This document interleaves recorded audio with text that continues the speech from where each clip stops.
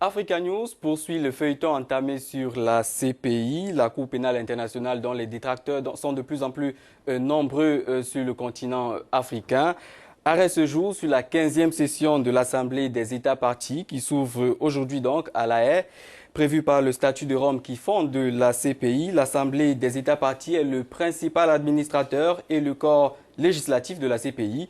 Elle se prononce sur des sujets aussi variés que l'adoption du texte normatif et du budget, l'élection des juges, du procureur ou de l'adjoint du procureur. Cette session intervient dans un contexte où la CPI est de plus en plus décriée en Afrique. Le Burundi a ouvert le chapitre en annonçant son intention de se retirer de l'organisation, suivi de l'Afrique du Sud. En début de ce mois, la Gambie est devenue le troisième État africain à notifier officiellement aux Nations Unies son retrait, qui sera en principe effectif le 10 novembre 2017. Le Kenya, la Namibie et l'Ouganda sont les autres pays à avoir également montré leur intention de se retirer de la CPI. Mais quelle interprétation peut-on faire de ces différents retraits de la Cour pénale internationale?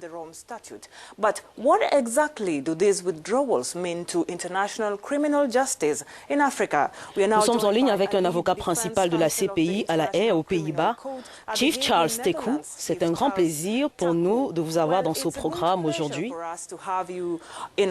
Comme je l'ai dit tout à l'heure, la plupart des pays africains se considèrent ciblés par la CPI. Peut-on dire que l'organisme est sélective?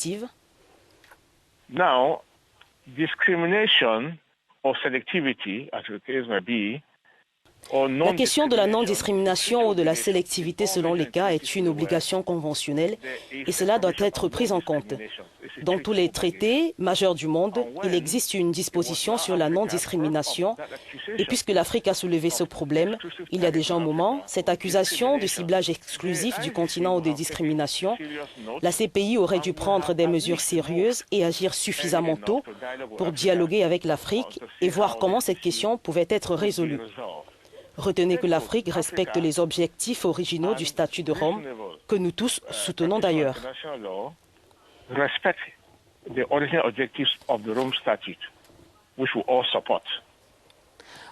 Les critiques soutiennent que l'Afrique a pourtant sollicité la CPI et qu'elle se plaint maintenant parce que la loi peut se retourner contre elle.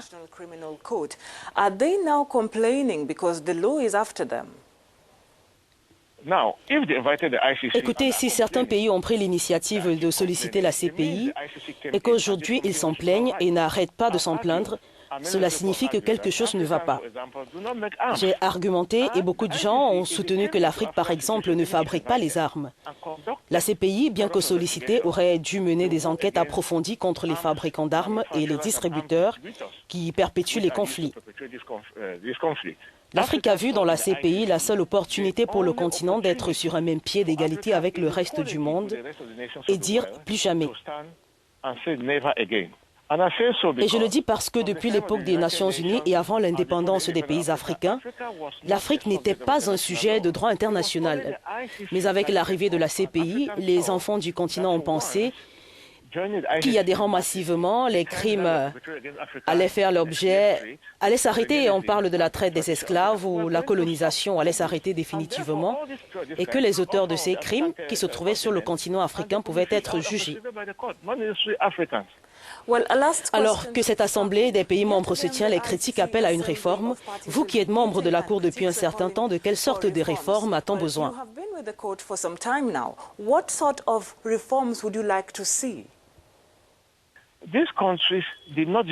Ces pays ne se sont pas levés un beau jour pour déclarer se retirer. Ils se plaignaient depuis longtemps, mais il n'y avait personne pour écouter. Ces assemblées d'États parties devraient mettre en place un mécanisme d'alerte pour examiner les plaintes des États parties, qu'elles soient fondées ou non, et donner la place au dialogue pour concilier société civile, ONG et les États parties.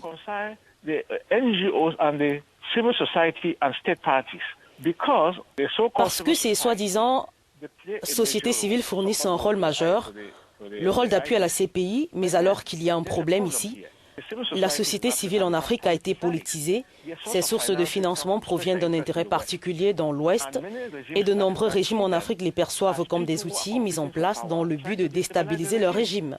De toute façon, il devrait également pouvoir aider les pays africains à poursuivre, parfois à domestiquer le traité itinérant afin de se sentir pris au sérieux et légitime.